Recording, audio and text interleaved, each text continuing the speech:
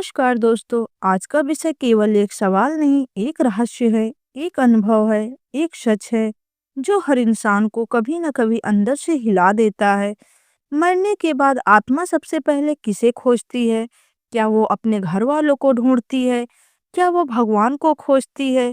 क्या वो किसी पुराने अपूर्ण काम के पीछे जाती है या फिर किसी और ही दुनिया में कदम रख लेती है? आज मैं आपको ऐसी दिव्य बातें बताने जा रही हूँ जिन्हें सुनकर आपका दिल कांप उठेगा और मन शांत भी हो जाएगा। मृत्यु का पहला क्षण जब प्राण शरीर से निकलते हैं तो आत्मा के सामने सबसे पहले एक अजीब सी खाली दुनिया दिखती है। ना रोशनी, ना अंधेरा, बस एक मौन, एक शांति। और इसी शांति के बीच आत्मा सबसे पहले अपने ही शरीर को खोजती है। हाँ, सबसे पहले आत्मा उसी शरीर के पास खड़ी होती है जिसमें उसने जीवन बिताया था, क्योंकि आत्मा समझ ही नहीं पाती कि वह शरीर से अलग हो चुकी है।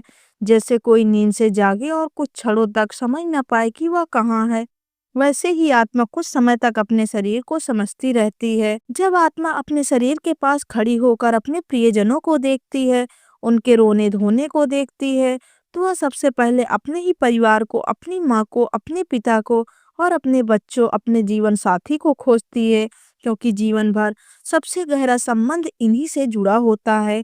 भावनाएं शरीर से नहीं, आत्मा से जुड़ी होती हैं। इसीलिए मृत्यु के बाद भी आत्मा सबसे पहले इन्हीं को ढूंढती है, देखने के लिए वे ठीक हैं या नहीं, क्या वे टूट रहे हैं, क्या वे उन्हें याद कर रहे हैं। कई आत्माएं अपने घर वालों के पास कई घंटों तक रहती हैं, कई दिनों तक, कभी कभी 13 दिनों तक भी रहती हैं। कुछ आत्माएं अपने घर वालों को तलाशने के बाद एक तीसरी चीज को खोजती हैं, अधूरे काम। जिस कर्म में जीवन में सबसे ज्यादा असर किया, जिस बात में मन में सबसे गहरी छाप छोड़ी, आत्मा उसी तरफ खिंच जाती है। उदाहरण, किसी का अपूर्ण वादा, किसी का कर्ज, किसी का अंतिम इच्छा, किसी की चिंता, किसी का अधूरा प्रेम, किसी की माफी। आत्मा इन्हें पूरा करने की कोशिश नहीं करती, बस देखती है, समझती है और फिर छोड़ देती है। शास्त्रों में कहा गया है, पहले 3 दिन आत्मा घर के आसपास रहती है, 4 से 10 दिन बीच बीच में जाती है और लौटती है। 11 से 13 दिन तक आत्मा अपने कर्मों की समीक्षा करती है। इन्हीं दिनों में आत्मा अपने भविष्य मार्ग का चुनाव करती है। इन्हीं दिनों में आत्मा सबसे ज्यादा जुड़ाव और बेचैनी महसूस करती है। और इन्हीं दिनों में आत्मा सबसे ज्यादा खोजती है अपने ही परिवार को, क्योंकि आत्मा चाहती है कि उसके जाने के बाद उसके अपने लोग संभल जाएं, टूटे नहीं, उसकी याद में खुद को ना खो दें। इसीलिए बहुत बार हमें महसूस होता है कि कोई हमारे बहुत करीब है पर दिख नहीं रहा है। अब सबसे महत्वपूर्ण सवाल, क्या आत्मा पहले भगवान को खोजती है? उत्तर है नहीं।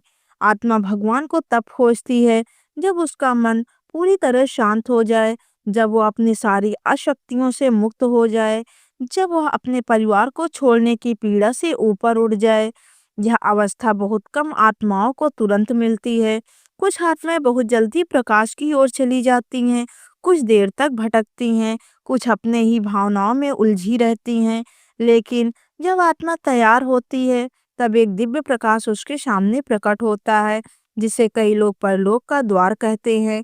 यही वह क्षण है जब आत्मा भगवान को खोजती है और भगवान आत्मा को। आत्मा दो ही चीजों से डरती है, अपने प्रियजनों की पीड़ा देखकर, अपने कर्मों का सामना करने से। बाकी दुनिया, राक्षस, डरावनी शक्तियां, ये सब कहानियां हैं। वास्तविक डर अपने भीतर होता है। पहले अपने शरीर को खोजती है आत्मा, सबसे पहले अपने शरीर को खोजती है, फिर अपने घर वालों को, फिर अपने अधूरे काम को ढूंढती है। उसके बाद ज्ञान और प्रकाश की ओर जाती है और अंत में भगवान को ढूंढती है। यही आत्मा की यात्रा है और यही सच्चाई है। दोस्तों, हम जिंदगी भर यह सोचकर जीते हैं कि समय बहुत है, लेकिन आखिरी क्षण में आत्मा केवल एक ही बात समझती है, प्यार से बड़ा कुछ नहीं। इसीलिए जब तक हम इस शरीर में हैं, अपने प्रियजनों को प्यार दें, गलत फहमियाँ दूर करें, माफी मांग लें, माफी दे दें, दूसरों का दिल न दुखाएं, ताकि जब आत्मा शरीर छोड़कर जाए तो उसे किसी बात का पछतावा न हो। जब आत्मा भगवान के प्रकाश की ओर बढ़ने लगती है तो उसके सामने 3 रास्ते खुलते हैं। कर्म का मार्ग, ज्ञान का मार्ग और मोक्ष का मार्ग, इन तीनों में आत्मा कहाँ जाएगी, यह तय करता है उसका जीवन भर का व्यवहार, उसकी नियत और उसका हृदय।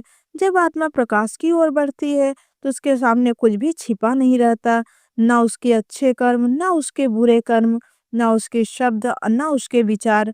शास्त्रों में कहा गया, आत्मा का साक्षी वही है जो उसे देखता है। इसीलिए मृत्यु के बाद आत्मा सबसे पहले अपने ही कर्मों से मिलती है। जीवन में किए गए हर कार्य की झलक उसके सामने आती है। किसे खुश किया, किसे सताया, किसे धोखा दिया, किसे उठाया, हर क्षण एक दर्पण बनकर आत्मा को दिखाई देता है।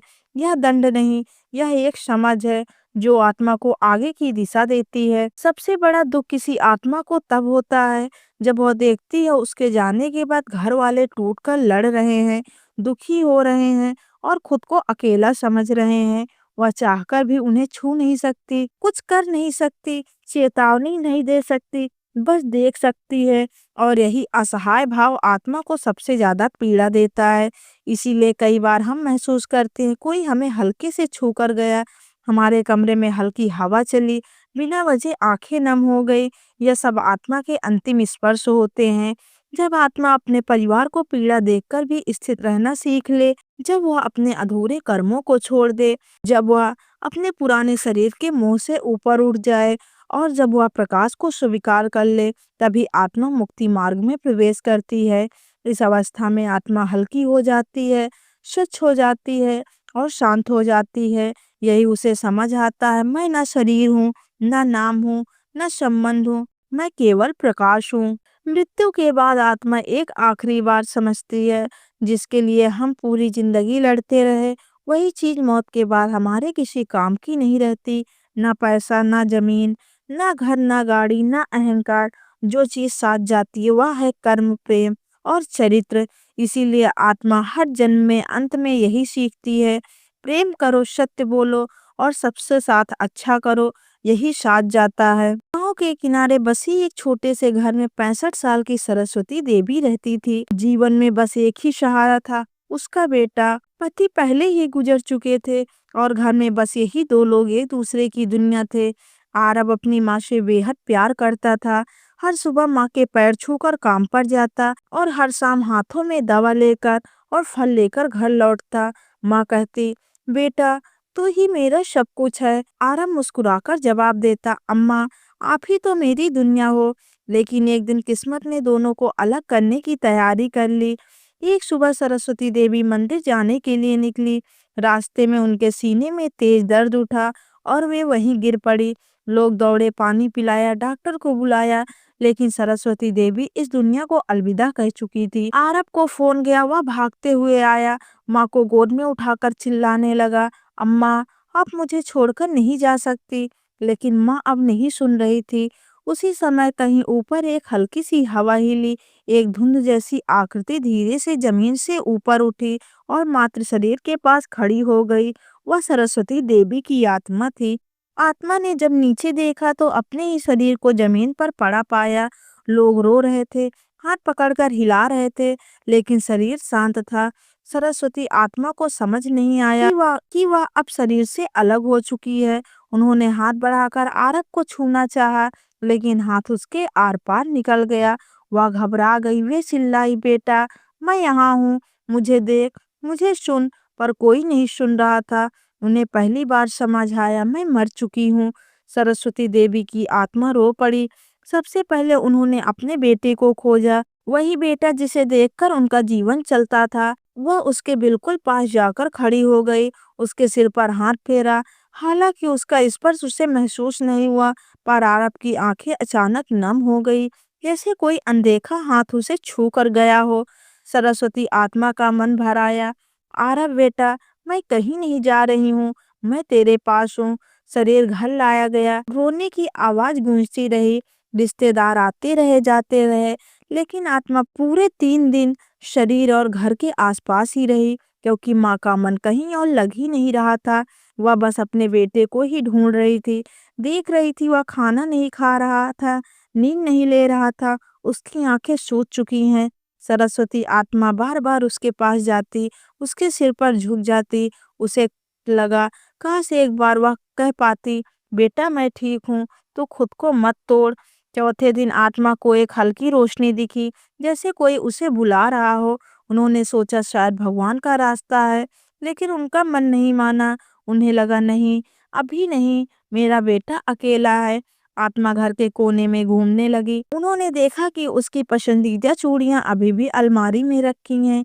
वो स्वेटर जो उन्होंने आरब को अपने हाथों से बुना था, वो आज भी कुर्सी पर पड़ा है। अधूरे काम, अधूरी बातें, अधूरा प्यार, सब कुछ आत्मा को खींच रहा था।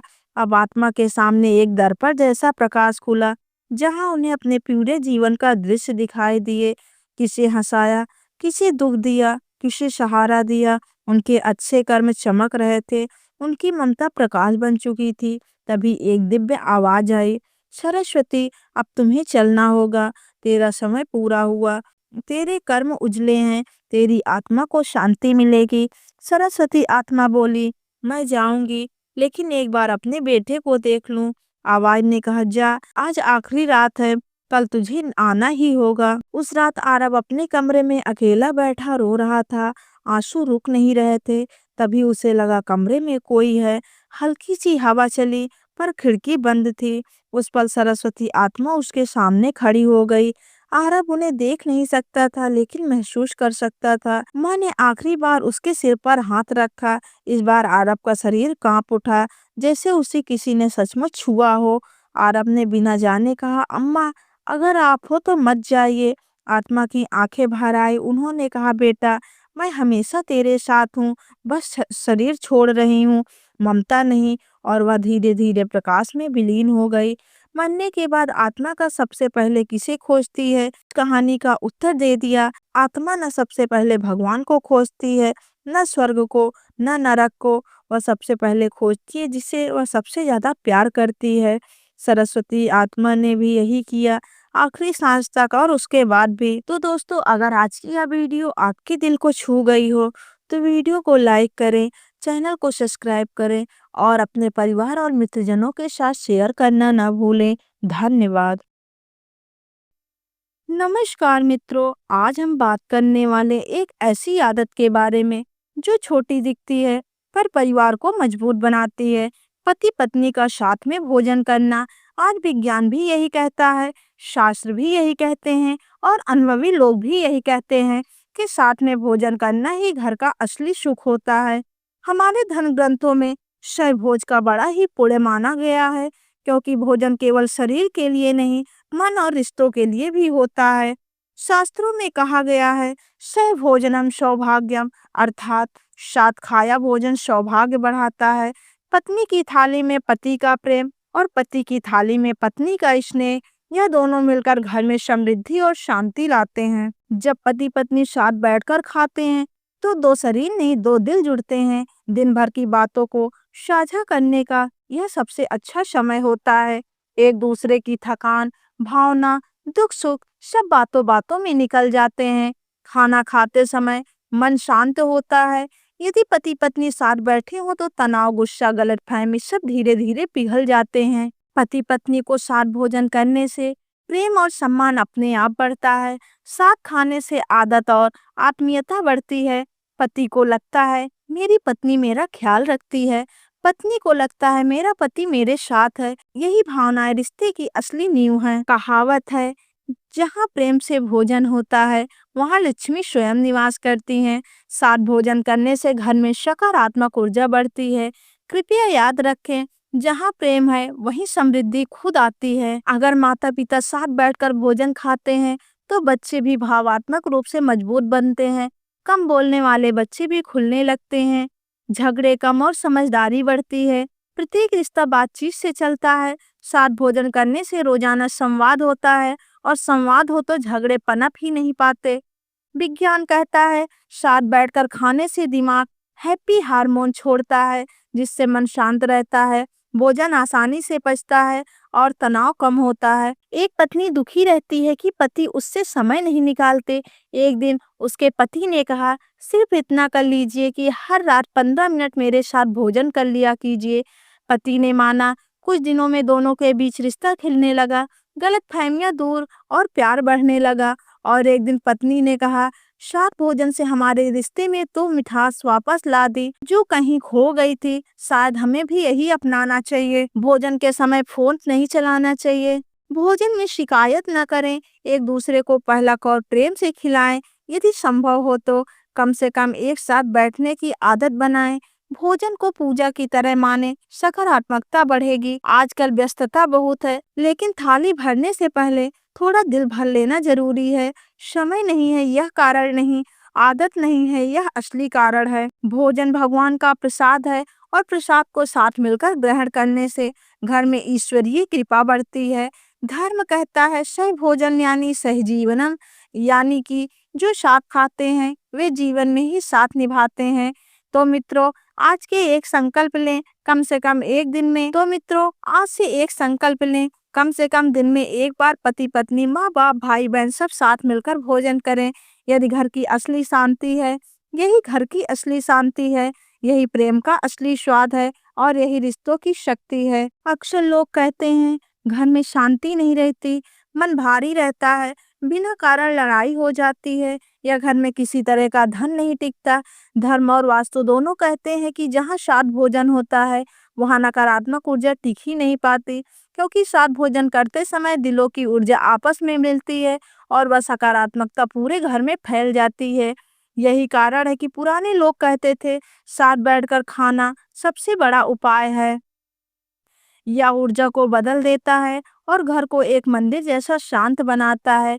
वैज्ञानिकों ने पाया कि जब पति पत्नी साथ खाते हैं तो शरीर में ऑक्सीटोसिस निकलता है, जिसे लव हार्मोन कहा जाता है। यह शरीर को वह संदेश देता है कि मेरे पास मेरा अपना है, मैं अकेला नहीं हूँ, और यही भावात्मक सुरक्षा रिश्तों की गहराई देती है। यही प्रेम की नींव है। माता पिता के साथ बैठते हैं तो बच्चों की किस्मत चमकती है। घर में बुजुर्ग हो तो साथ बैठे तो पूरा घर सुविधा से भर जाता है। साथ भोजन करना एक प्रकार की गृह शांति का उपाय भी है। एक महिला थी जो हर समय दुखी रहती थी, पति बाहर, बच्चे मोबाइल में और घर में सिर्फ तनाव। एक साधक ने कहा, तुम सिर्फ इतना करो कि हर रात सबको एक समय पर भोजन पर बुलाओ, ना हो तो सिर्फ पति को बुलाओ।